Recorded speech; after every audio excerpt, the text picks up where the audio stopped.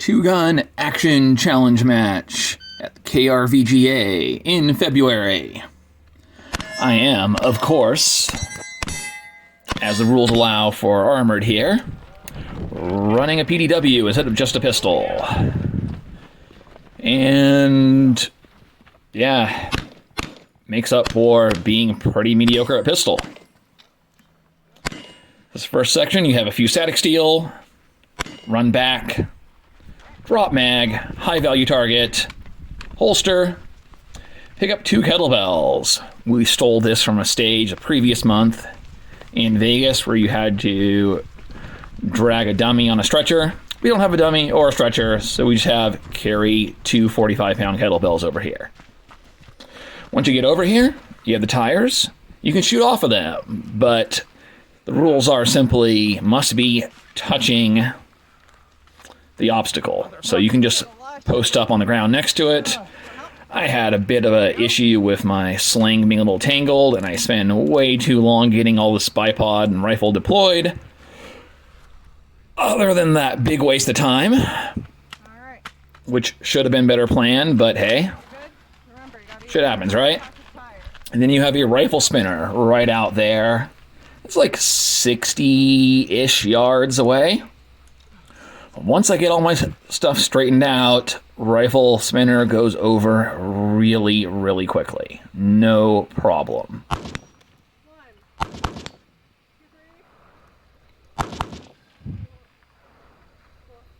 So, while I did waste some time on the stage, didn't screw it up too badly. Pretty sure that's over. Yep.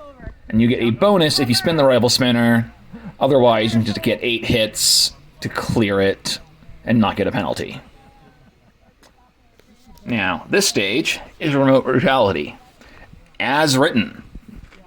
Except, of course, you're supposed to really use a pistol here. Remote brutality doesn't have an armored category, but for our match, it does, and I can use the PDW. So the way this stage works, you have a set amount of time, and for every iteration of getting 2 hits, you get a bonus. And you score is based on how many bonuses you get. Ready.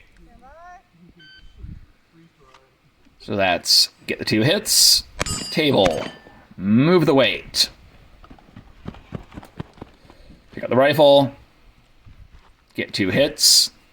We are actually slightly too close by a tiny margin because of the layout of our range. We'll use a slightly smaller target for rifle. Good enough.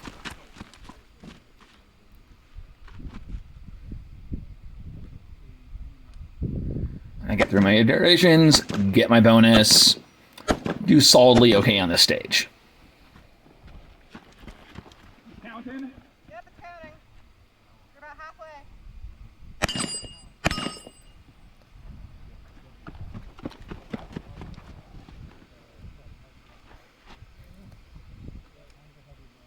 Yeah, the rifle I'm using is not the ideal for this close, fast stuff. This is my long-distance AR, a 20-inch barrel, and a mid-power variable optic with a little tiny dot up on top of it. Shooting this using the dot. It's an 11-pound rifle. Oof, this stage. Okay. Now, once again, I wrote the stage, did not test run it, so I didn't have any advantage on it, and I make some very bad decisions on this barricade. Ready.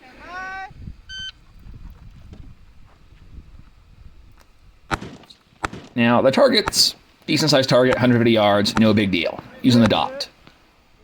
Fine, no worries. But then these skinnier ones where you have to tilt it, so the dot is semi-canted off to the right side, which makes the position on these narrow slots, you really don't want to rotate the rifle to the left. That was a really bad decision. And I keep doing it, and I keep just, I turn the rifle like upside down. Really dumb. Bad decision. Takes me forever to get all these hits, particularly the one on the bottom is just a disaster. I cannot get my eye on the sights at all. And it just goes on forever and turns into a total dumpster fire of a stage. Look at this.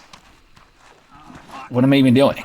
Like, I get over here, and, like, the geometry doesn't even work to get my eye behind it. Eventually, I move it to my left shoulder, but, like, only after going on forever and wasting a ton of time. It's just, what am I doing? Complete dumpster fire.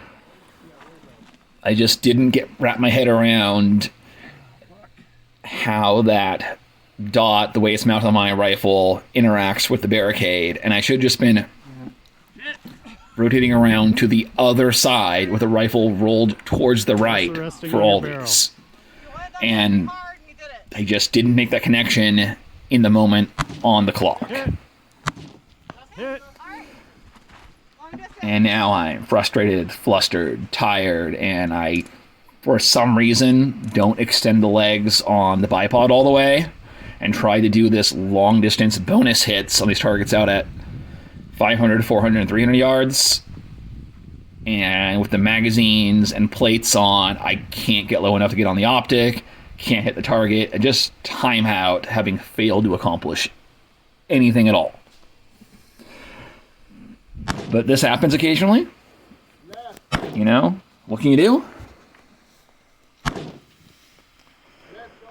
So I end up with a really bad score on this stage. Really bad score overall for the match. Though I did prevail on the match director to let me rerun the stage, but not for score. So I'm going to have a redemption run. And it's going to go great. But doesn't count towards score. I still have a terrible score for the match. But at least I can prove to myself that yes, had I not made a bunch of stupid decisions on the clock, I could have done well on the stage. And here we go. Now, it's not perfect. I do still have some awkwardness. The getting into good positions on a barricade is still not my forte. But I get all the way through this stage, instead of just timing out practically at the beginning.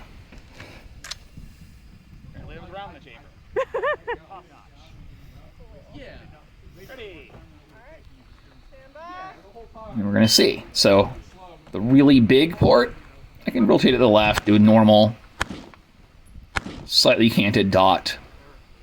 We would normally use it standing up. No problem.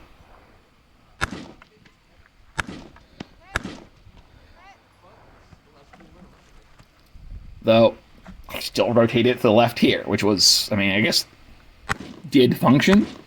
I really should have been rotating the rifle the other direction, because that would work much better with the way that dot is positioned. And go down here. Am I still turning it upside down? Yeah, rotating the rifle around all the way upside down. Ugh. After the fact, it's just painful watching that.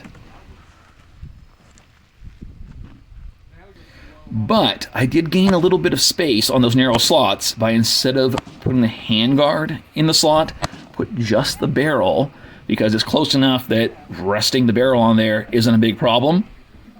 Target's big enough. And it gives me enough space that it works fine. And you note, this time, I'm not laying on my left side, I'm laying on my right side. So I'm not forcing myself to shoot with my left hand non-dominant eye. Oh, and I go prone and get these distance targets. Extend the bipod all the way. Do it the easy way. First shot at 500 yards, boom. Get the bonus. 400, no problem. Then I go for the 300. I'm out of ammo. Now, all of those are bonus targets. You could skip them, and you get decreasing bonuses, with the 300 only being a 5-second bonus. I was thinking about reloading, and it's like, why am I going to reload for a 5-second bonus? Just clear the rifle and move on to the pistol section. And then, big fumble screwing up the retention on my pistol. Oh well. But you're supposed to get these while moving, which, not the smoothest, but, like, Yeah, I get them. It's fine. Walking, shooting. I had kind of covered my dot in dust, which made it very hard to see my dot. Hence the wild inaccuracy here. Then I actually reach up and brush the dust off the dot. And it makes it a lot easier. And the pistol spinner with a PDW, super easy. This just goes right over. Bing, bing. Bing, bing. Yeah, no problem. Easy peasy. I wish I could have had that score, but I didn't. Now this stage, pistol only. In my case, PDW only. Start out in the center at this cone. There's a Texas Star, 2 static steel, 5 shooting positions. Pick which shooting position you want. Get hit on the static steel, drop a plate from the star, move to another position. Now, pretty simple. This is one of those stages where if you have someone that's really struggling with pistol, the farthermost shooting positions are actually pretty hard to hit the star from. So the spread, like this is a really fast stage if you're good at pistol. And if you struggle with pistol, it can be a bit of a struggle bus moment.